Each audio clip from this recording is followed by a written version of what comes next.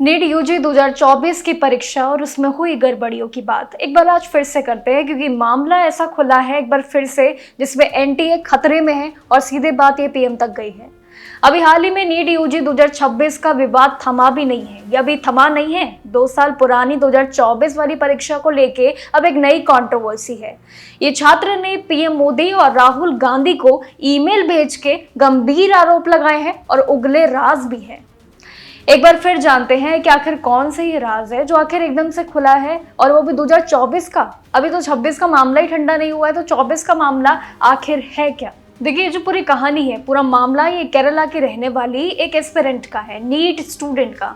अंजलि नाम है उनका, और देश के प्रधानमंत्री यानी कि नरेंद्र मोदी और लोकसभा के विरोधी दल के नेता राहुल गांधी, जो कि स्टूडेंट्स को सपोर्ट कर रहे हैं, उनके बात पे लड़ रहे हैं, उनको ईमेल भेजा है दोनों को। अब कहानी ये शुरू होती है कि नीट 2024 में 720 में से कुल 640 नंबर आए थे। अब पढ़ाई के हिसाब से उन्हें पूरा भरोसा था कि उनका नाम सरकारी मेडिकल कॉलेज में आएगा ही आएगा, वो खुद पे दावा रखती थी। लेकिन हुआ कुछ और, अचानक सब कुछ बदल गया।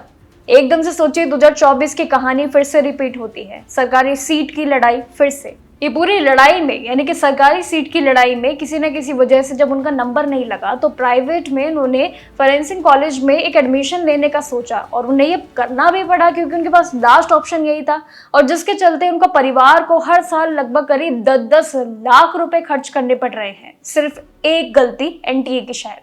लेकिन अंजलि का ये भी कहना है कि इस पूरे सिस्टम की खामियां जितनी कहे शायद उतनी कम है। गड़बड़ियों की वजह से आज उनके जैसे हजारों छात्र और स्टूडेंट्स हैं जो बिना किसी फाइनेंशियली प्रॉब्लम के, मेंटल जितनी भी परेशानियां हैं। अब देखिए, 10-10 लाख रुपए देना क्या वाकई में आज के टाइम में ये बहुत आम बात है। अब अंजलि का भी यही कहना है कि इस पूरे सिस्टम की जितनी खामियों की बात करें उतनी कम है।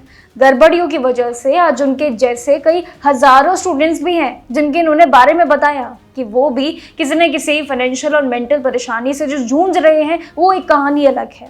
इसके पीछे जिम्मेदारियों की कड़ी बहुत लंबी है, और ये सिर्फ एक गलती जो सभी छात्रों के लिए बहुत भारी पड़ रही है। ये सबसे बड़ा सवाल इसलिए उठ रहा है क्योंकि नीट 2024 का पूरा सेशन पहले से ही विवादों में घिरा हुआ है, और जिसमें एक नई कड़ी जैसे कि मानो जुड़ गई है। ये परीक्षा से ठीक पहले भी, एक दिन पहले, जो कि बिहार पुलिस ने भी पटना में परीक्षाओं को लेकर रेड मारी, और वहीं पे सेफ हाउस से ये जले हुए क्वेश्चन पेपर भी बरामद किए गए।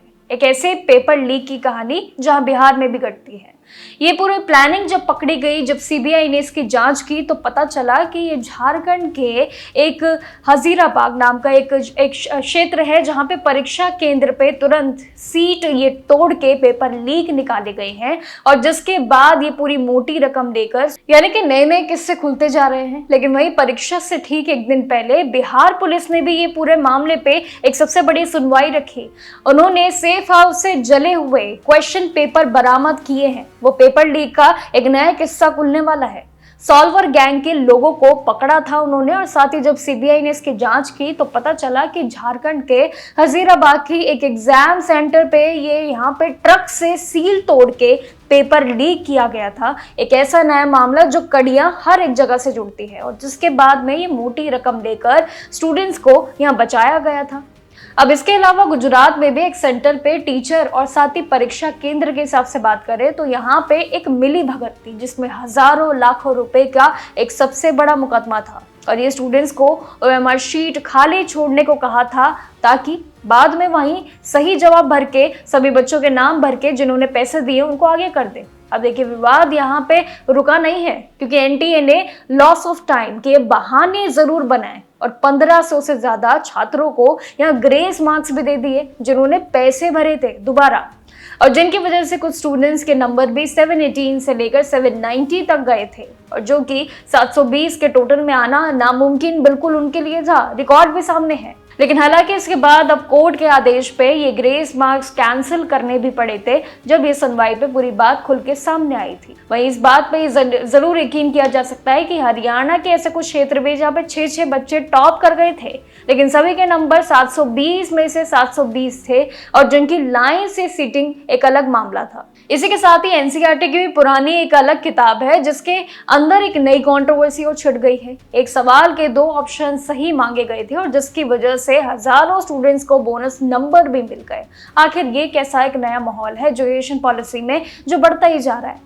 ये पूरा मामला सामने आने के बाद अब आम जनता और स्टूडेंट्स के बीच फिर से वही सवाल उठता है जो हमेशा से था कि जब एक अगर देखें तो बच्चे का इम्तिहान लिया जाता है, जब उनसे परीक्षा करवाई जाती है, उसके बाद जब वो मेहनत करता है तो उसके बाद उन्हें परिणाम क्या मिलता है?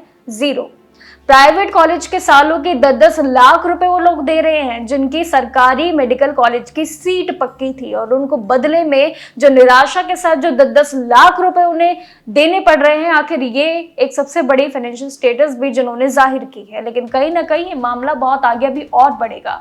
यानी ये कहीं ना कहीं सिंपल है कि नीट के 2026 के विवाद अभी थमे ही नहीं है, अभी तो और राज जो उगल रहे हैं सीबीआई के थ्रू भी, कहीं और जांच में भी। लेकिन अब 2024 की ये कड़ी जैसे छात्र ने खोली है, तो ऐसे कई पुराने सालों की कड़ियां भी अब धीरे धीरे आगे बढ़ती हुई नजर आ रही है, और जिसमें ये बात अब सीधे इन्होंने बड़े पैमाने पे सीधे पीएम नरेंद्र मोदी और राहुल गांधी को ये ईमेल करके भेजा है। अब ये देखना बाकी होगा कि आखिर इन दोनों की तरफ से क्या जवाब आता है। लेकिन अभी के लिए नीट के जितने भी राज है उन पे जरूर आपसे बात करते रहेंगे। देखते रहिएगा जागरण जोश। नमस्कार।